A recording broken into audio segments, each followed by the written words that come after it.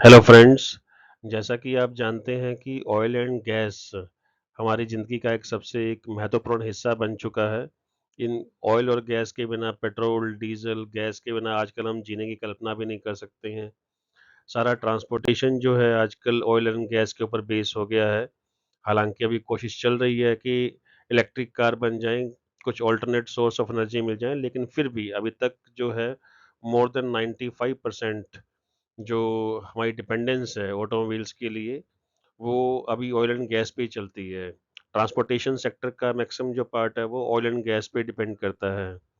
तो oil and gas का इतना इम्पोर्टेंस है कि इसकी अगर कीमतों में उतार-चढ़ाव बहुत ज़्यादा हो जाए, तो कंट्री की इकोनॉमी से लेके, कंट्री की जीडीपी से लेके और आम आदमी की ज़िंदगी, ये सबको प्रभावित करता है, सबको इन्फ्लुएंस करता है ये।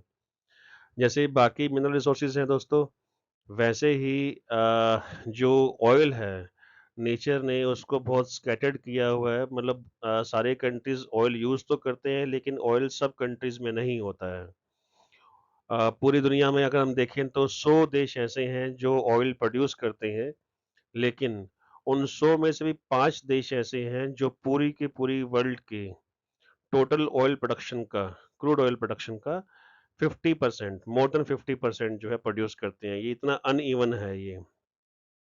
और उनमें जो सबसे मेजर कंट्रीज़ हैं जो प्रोड्यूस करने वाले, सबसे बड़े कंट्रीज़ जो हैं जैसे सऊदी अरेबिया है, वेनेज़ुएला है, रशिया है, इराक है, ईरान है, ये कुछ बड़े कंट्रीज़ हैं जो बड़ी मात्रा में, ज़्यादा मात्रा में ऑयल प्रोड्यूस करते हैं। अब सऊदी अरेबिया एक ऐसी कंट्री है कि और वेनेज़ुएला 2 कंट्री ऐसी हैं, सऊदी अरेबिया और वेनेज़ुएला, जो अपनी मर्ज़ी से ऑयल सप्लाई को बढ़ा या कम कर सकते हैं। अदरवाइज़ क्या होता है, कम करने वाला काम तो कोई भी कर देता है, लेकिन बढ़ाने वाली जो कैपेसिटी हर एक के पास में नहीं है, राइट? अब ये 2 कंट्री ऐसे हैं जो ऐसा कर सकते हैं।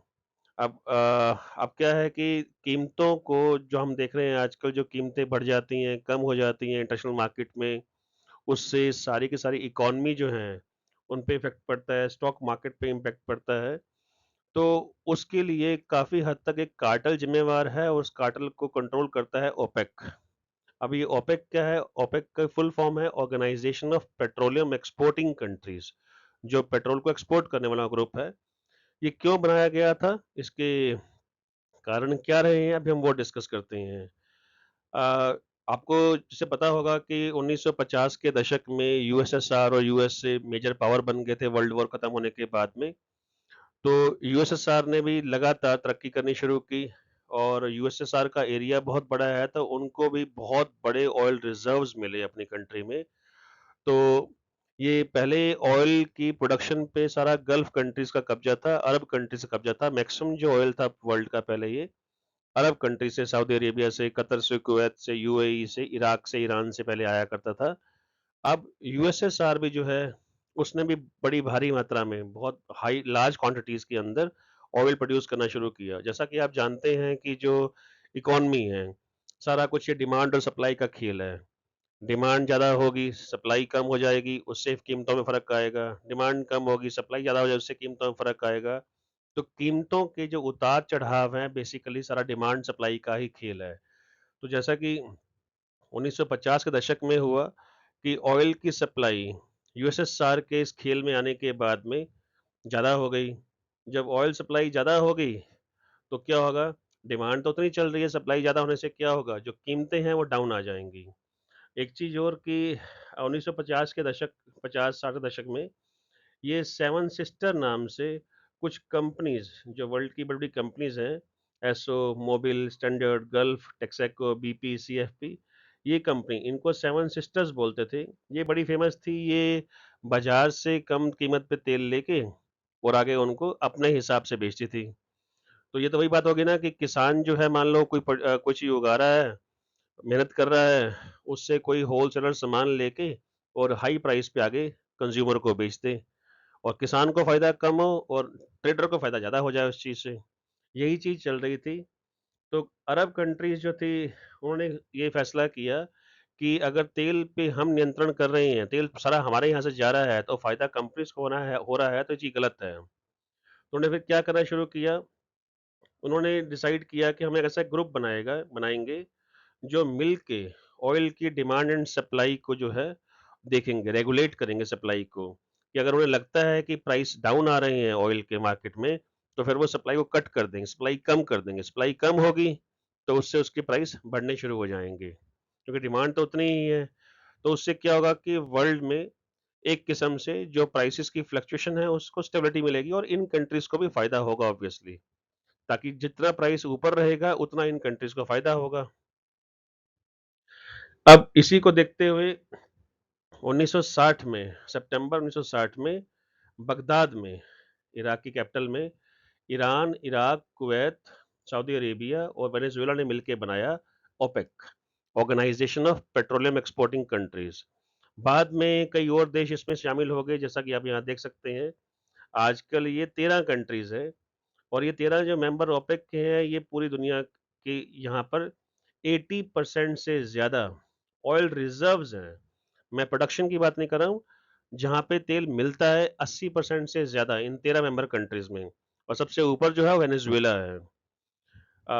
और ये प्रोडक्शन की जहाँ बात करें कि ऑयल निकालते कितना है, 40% जो वर्ल्ड का क्रूड ऑयल है इन 13 कंट्री से ही आता है, और पूरे वर्ल्ड का 60% जो ट्रेड है, ग्लोबल ट्रेड जो है, एक्सपोर्ट जो है इसमें, वो इन 13 मेंबर्स में ही होता है, 13 मेंबर्स के कारण ही होता है। आजकल इसका हेडक्वार्टर जो है ओपेक का वियना में है, जो ऑस्ट्रिया की कैपिटल है। और जो भी कंट्री ऑयल जो प्रोड्यूस करते हैं, एक्सपोर्ट करते हैं, उन सबको ये वेलकम करते हैं, अगर वो कंट्री सेम वैल्यूज शेयर करते हो तो, जो इनके हिसाब से जो इनकी सोच है उस चीज को मानते हो तो कोई भी कंट्री जो ऑयल जिसके पास ज्यादा है एक्सपोर्ट कर सकता है, वो इसका मेंबर बन सकता है। अब जो ऑयल की कीमतों में उतार चढ़ाव है उसमें ओपेक का काफी रोल रहता है, और टाइम टाइम पे ओपेक ने अपना दबदबा दिखाया भी है। उसका मैं आपको एग्जांपल देता हूँ एक, कि 1973 में इसराइल पे इजिप्ट और सीरिया ने यहूदियों के सबसे पवित्र दिन, जिस दिन यहूदी जो है व्रत रखते हैं, अपने पापों का प्रायश्चित करते हैं, कोई जो है काम भी नहीं करते हैं, सारा दिन अपनी भक्ति में पूजा पाठ में लगाते हैं, जो सबसे उनका पवित्र दिन होता है योम किपुर। उस दिन इसराइल पे इजिप्ट और सीरिया ने मिलकर अटैक कर दिया। अब क्योंकि ये अरब कंट्रीज हैं, मुस्लिम कंट्रीज हैं, तो अटैक इन्होंने किया है, लेकिन इनको जो बाकी सपोर्ट था बाकी अरब कंट्रीज से भी था, Iraq, UAE, Saudi Arabia, Jordan, Kuwait, Qatar, सब सब इनके साथ थे, राइट। अब क्या हुआ कि इसराइल को सपोर्ट कर दिया वॉर में यूएसए ने अपने वेपन्स भी प्रोवाइड किए और पॉलिटिकल सपोर्ट भी दिया। अब इस चीज से जो ये जो कंट्रीज थे ओपेक वाले, जिसमें मैक्सिमम कंट्री जो है ये गल्फ कंट्री से, अरब कंट्री से, इनको गुस्सा आया इसमें। तो उन्होंने कहा कि आपको हम पूरा ऑयल एक्सपोर्ट करते हैं यूएसए को और गल्फ इसमें वेस्टर्न कंट्रीज को, और हमारा साथ देने की बजाय आप इसराइल जो हमारा दुश्मन है उसका साथ दे रहे हैं। तो इन लोगों ने फिर अपना एक दबदबा दिखाया, अपनी डोमिनेंस दिखाई, और यूएसए को और कुछ वेस्टर्न कंट्रीज को जिन्होंने सपोर्ट किया था इसराइल को, उनकी ऑयल सप्लाई बंद कर दी। अब जैसे ही ऑयल सप्लाई बंद हो गई, एकदम से मार्केट क्रैश हो जाएंगी, क्योंकि ऑयल पे सारी इकोनॉमी टिकी हुई है। ऑयल नहीं आएगा तो कोई काम भी नहीं हो पाएगा। ऑयल की डिमांड उतनी रही, सप्लाई एकदम से काट दी गई, वर्ल्ड में डिमांड के कंपैरिजन में सप्लाई काफी कम हो गई, तो प्राइसेस बहुत ऊपर चले गए, बहुत शॉर्ट अप करके प्राइसेस एकदम से। तो 6 महीने तक जो प्राइसेस है लगातार बढ़ते गए। इससे कई कंट्रीज की इकोनॉमी सफर हुई, यूएसए इकोनॉमी बहुत बुरी तरह से इसी से सफर हुई थी वो। तो इसको बहुत बड़ा क्राइसिस, ये पूरे वर्ल्ड ने पहली बार इतना बड़ा क्राइसिस फेस किया था ऑयल के मामले में, ऑयल सप्लाई के मामले में। तो इससे यूएसए में स्टैगफ्लेशन भी आई। Stagflation mean stagnation plus inflation, कि एक तो आपकी इकोनॉमी ग्रोथ रुक जाती है और साथ में इन्फ्लेशन, कीमतें बढ़ जाती हैं, ठीक है।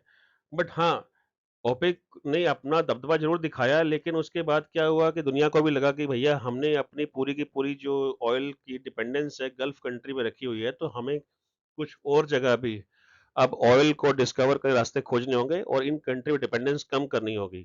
अगर ओपेक को फायदा हुआ तो ओपेक को हल्का नुकसान भी हुआ कि डिफरेंट डिफरेंट कंट्रीज में फिर ऑयल जो है उसकी डिस्कवरी शुरू हुई, और वो कंट्रीज जहाँ पहले ऑयल नहीं मिला था या कम था, वहां पर बाद में फिर ऑयल के नए रिजर्व्स मिलने शुरू हुए।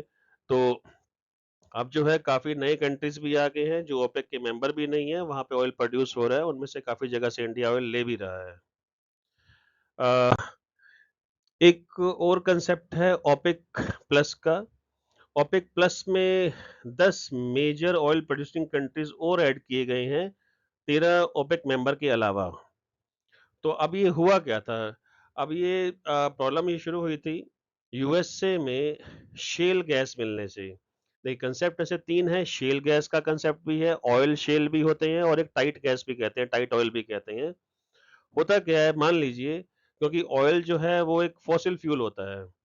अब शेल एक रॉक है, सेडिमेंट्री रॉक है। तो मान लीजिए दो रॉक्स के बीच में खाली जगह है और वहां पे फॉसिल्स हैं, उन्हीं फॉसिल का फ्यूल बन गया। तो आप ऊपर से रॉक्स को क्रैक करके तो उससे आप बीच में से खाली जगह से आप ऑयल गैस निकाल सकते हैं।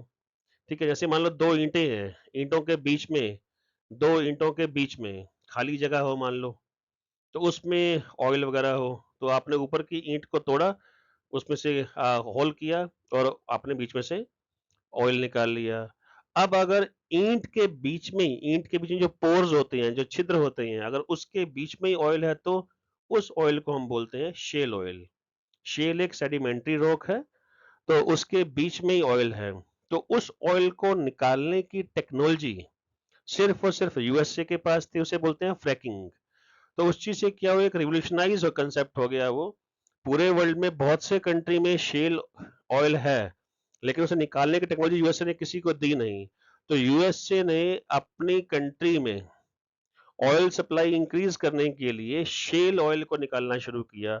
अब उससे क्या गया, यूएसए जो है ना केवल जो है अपनी कंट्री की कंजम्पशन जो है उस ऑयल से पूरा कर रहा है, बल्कि वो ऑयल को अब एक्सपोर्ट भी करना शुरू कर देगा। तो इससे क्या होगा, पूरे वर्ल्ड में ऑयल का गलट आ गया। अब गलट आएगा तो क्या होगा, डिमांड उतनी है, सप्लाई बहुत ज्यादा हो गई, तो ऑयल के प्राइसेस क्रैश होने शुरू हो गए। अब इतना क्रैश हो गया एक टाइम पे ऑयल कि $27 पर बैरल तक पहुंच गया, जो आजकल 100 के आसपास चल रहा है। किसी टाइम में वो 145 तक चला गया था पर बैरल। एक बैरल में 157 लीटर पेट्रोल क्रूड ऑयल आता है, तो उसकी कीमतें $27 पर बैरल पे आ गई। अब इतनी कम कीमत पे अगर तेल बिकेगा, तो जो कंट्रीज सिर्फ तेल पे डिपेंडेंट है, उनके पास और कुछ है, जैसे गल्फ कंट्री, उनके पास कुछ और है ही नहीं बेचने के लिए, तो उनकी तो पूरी इकोनॉमी क्रैश हो गई। उनकी इकोनॉमी चलती इसी के ऊपर है, तो उनको बहुत घाटा होना शुरू हुआ। तो अब उन कंट्रीज ने क्या किया, जो जिस पे टिके हुए थे, उन कंट्रीज ने 9 10 10 11 कंट्रीज और को बुलाया अपने पास, उनसे मीटिंग की, उनसे अल्जीरिया में उनसे बात हुई। तो उसको बात करने के बाद में, उन सबको अपने साथ मिलाने के बाद में एक एलजीएस अकॉर्ड साइन हुआ कि अब हम सब मिल के जो है इस प्रॉब्लम को सॉल्व करेंगे, क्योंकि हमारी ऑयल सप्लाई और अमेरिका की ऑयल सप्लाई अब ज़्यादा हो गई है, उससे प्राइस क्रैश कर रहे हैं और हमारी इकोनॉमी को घाटा हो रहा है। तो हम सब मिलके अब क्या करेंगे कि हम अपनी ऑयल सप्लाई कट कर देंगे, और हमें कट जो करना है इकट्ठे होकर करना है, ताकि जो है सप्लाई कम पूरे वर्ल्ड में होगी तो फिर प्राइसेस शूट करेंगे, उसी से हमारी इकोनॉमी को बेनिफिट होगा जितने प्राइसेस ऊपर जाएंगे। तो 2016 में वियना इस एलजीएस अकॉर्ड पे सहमति के बाद 2016 में इसको एक फॉर्मल तरीके से इस अकॉर्ड को मंजूरी मिल गई, और ये वियना एग्रीमेंट साइन हो गया। फिर ये एग्रीमेंट साइन हुआ तो ये ओपेक अब ओपेक प्लस बन गया। तो इसमें ओपेक के कंट्रीज भी हैं और 10 कंट्री जो है अलग भी हैं, जो ओपेक से अलग हैं, इन्हें हम ओपेक प्लस कहते हैं। ठीक है, तो इनमें ये सारी जो कंट्री जो लिखे हुए हैं, ये ओपेक प्लस कंट्रीज में आते हैं। उसमें रशिया भी एक मेजर कंट्री है। तो ये कंट्रीज जो है अब इन लोगों ने कार्टेल बना लिया है अपना एक। कार्टेल इन द सेंस कि ये सब लोग मिलकर डिसाइड कर लेते हैं कि प्राइस, मतलब हमने ऑयल सप्लाई कम करनी है या ज्यादा करनी है। उससे क्या होता है, उससे पूरे वर्ल्ड में प्रॉब्लम आ जाती है, प्राइसेस फ्लक्चुएट करते हैं, ऑयल के प्राइसेस बढ़ने से कंट्रीज में इन्फ्लेशन आती है, ग्रोथ पे असर पड़ता है। तो ये अपने प्रॉफिट को जो है मैक्सिमाइज़ करना चाहते हैं, ठीक है? और जो है औरों की जल्दी परवाह नहीं करते हैं कई बार ये। तो कई कंट्रीज़ ने इनसे बार रिक्वेस्ट भी की है कि आप सारी कंट्रीज़ का ख्याल रखें, एक ह्यूमैनिटेरियन एस्पेक्ट भी दिखाएँ, सिर्फ़ अपने मुनाफ़े पे ध्यान मत दें, कि अगर आप कट करेंगे ऑयल सप्लाई को तो प्राइस बहुत बढ़ जाते हैं, उससे गरीब कंट्री, डेवलपिंग कंट्रीज़ को बहुत नुकसान होता है। जैसा आपने देखा है इंडिया में भी जब पेट्रोल के प्राइसेज़ बढ़ जाते हैं इंटरनेशनल मार्केट में प्राइसेज़ बढ़ने के बाद, तो बहुत समस्या हो जाती है, अच्छी खासी प्रोटेस्ट हो जाते हैं। और लोगों की पूरी जो दिनचर्या है, पूरा का पूरा जो उनका एक बजट है, वो बिगड़ जाता है क्योंकि ऑयल का इफ़ेक्ट सब जगह पे होता है, ट्रांसपोर्टेशन से लेके फैक्ट्रियों में सब जगह उसका इफ़ेक्ट आता है। ऑयल महँगा होगा, हर चीज़ महँगी हो जाएगी, सब्जियाँ, फ्रूट, खाने-पीने का सामान, हर चीज़ महँगी होनी शुरू हो जाएगी। तो उससे क्या होगा आपकी जो कंज़म्पशन है, वो कम हो जाएगी, कंज़म्पशन कम होते ही इकॉनमी डाउन होनी शुरू हो जाती है, ठीक है? अब अ, अभी यूक्रेन क्राइसिस हुआ था, रशिया ने यूक्रेन पे अटैक किया है, उसके बाद में जो यूरोपियन कंट्रीज़ हैं, जो नेटो के मेंबर्स हैं, उन्होंने सबके मिलके डिसाइड किया है कि रशिया से ऑयल सप्लाई वो कम कर देंगे, राइट? और इस वॉर के बाद में पूरे वर्ल्ड में जो है ग्रेन्स के अलावा, खाने-पीने के सामान के अलावा, ग्रेन्स के अलावा ऑयल की भी जो प्राइसेस थे, ऑयल की जो सप्लाई थी, वो एकदम से हिट हो गई। अब ऑयल सप्लाई अगर हिट हो गई, तो ऑयल के प्राइसेस जो हैं फिर ऊपर जाएँगे बहुत ज़्यादा और यही हुआ। ये एक किस्म से गॉड सेंट अपॉर्च्युनिटी मिल गई अरब कंट्रीज़ को, जो ओपेक के मेंबर भी हैं, जितने प्राइसेस घर बैठे-बैठे बढ़ते जाएँगे, उतना ही फ़ायदा जो होगा ऑयल एक्सपोर्टिंग कंट्रीज़ को होगा। उनके पास में उतना ही ज़्यादा डॉलर्स आएँगे, फॉरेन एक्सचेंज आएगी, उससे वो अमीर होंगे। उसका एकदम से इतना बेनिफिट हुआ सऊदी अरेबिया को कि वो वर्ल्ड की नंबर 1 इमर्जिंग इकोनॉमी बन गया वो। सबसे फास्ट इकोनॉमी उसी की हो गई वो, कुछ टाइम के अंदर-अंदर ही वो। लेकिन उससे क्या हुआ जो बाकी डेवलपिंग कंट्रीज़ हैं, जहाँ पे ऑयल काफ़ी कम होता है, जो ऑयल मेनली इम्पोर्ट करते हैं, उसका आयात ज़्यादा करते हैं, वहाँ समस्या हो गई, राइट? अब इसी चीज़ से क्या हो रहा है उससे वहाँ उन कंट्रीज़ में इन्फ्लेशन बढ़ गई, ठीक है? अब क्या होगा हमें इनको करना चाहिए था कि ऑयल का प्राइस कम करते, लेकिन इन्होंने क्या किया ऑयल के प्राइस को कम ना करके उसको ऑयल सप्लाई और कट कर दी। और कट करने से इनको क्या था कि उनको लगा कि शायद यूक्रेन में वॉर से पूरे वर्ल्ड पे रिसेशन मंदी आ सकती है। तो मंदी का असर इनके ऊपर काफ़ी हो सकता है, तो फ्यूचर में जो है उसको पैसे इकट्ठे करने के चक्कर में इन लोगों ने और कट्स लगा दिए अपनी सप्लाई पे। तो काफ़ी कंट्रीज़ के दबाव के बाद इन्होंने अल्टीमेटली जो है अब जो ऑयल के प्राइसेस हैं थोड़े बहुत स्टेबल हो पाए हैं। तो ओपेक और ओपेक प्लस कई बार तो ये सहमति से ऑयल सप्लाई कम कर देते हैं, कई बार ज़्यादा कर देते हैं। तो अपनी मर्ज़ी से काम करते हैं, तो उसका इफ़ेक्ट जो है पूरे वर्ल्ड पे होता है। तो जो इंटरनेशनल जो चीज़ें हैं इवेंट्स हैं, वो अपना काफ़ी रोल प्ले करती हैं। अ, तो दोस्तों इस तरह से कुछ कंट्रीज़ में बिना उनके कसूर के कीमतें जो होती हैं ऑयल की, उसको बढ़ाने में ये कुछ कंट्रीज़ के जो ग्रुप बने हुए हैं, जो कार्टेल्स बने हुए हैं, वो भी कैसे असर डालते हैं, वो आपको आपको पता चल गया होगा। अगर आपको ये अच्छा लगा हो, आपको कुछ नॉलेज मिली हो इस चीज़ से, क्योंकि ये आपको प्री और मेंस कभी भी किसी में भी काम आ सकता है किसी भी कॉम्पिटिशन एग्ज़ाम के अंदर। तो अगर आपको ये अच्छा लगा तो प्लीज़ इसे हमारे चैनल को सब्सक्राइब कीजिए और बेल आइकन का बटन दबाना मत भूलिए, ताकि हम आपको टाइम टाइम पे ऐसी इन्फॉर्मेशन और देते रहें। Thank you so much. जय हिंद।